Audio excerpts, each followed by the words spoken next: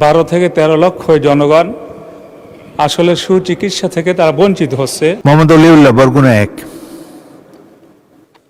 আসসালামু আলাইকুম রহমতুল্লাহ। মাননীয় স্পিকার, আপনাকে ধন্যবাদ। আমি অলিউল্লাহ, 109, বরগুনা 1।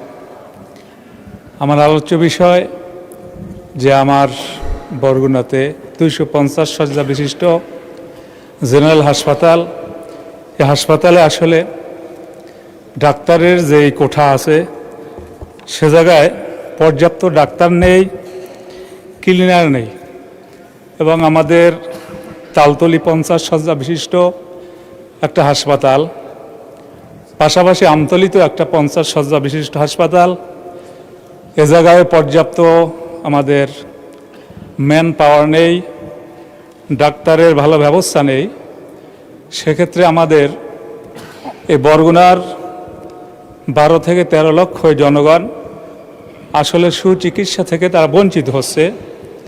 এছাড়াও আমাদের বাংলাদেশে বিভিন্ন জায়গায় আধুনিক মেশিনারিজের ব্যবস্থা থাকলেও আমরা এই বরগুনাবাসী আসলে আমরা দীর্ঘ 17টি বছর শিক্ষা পাশাপাশি সুচিকিৎসা এ থেকে আমরা লাঞ্ছিত হচ্ছি, আমরা অবহেলিত হচ্ছি।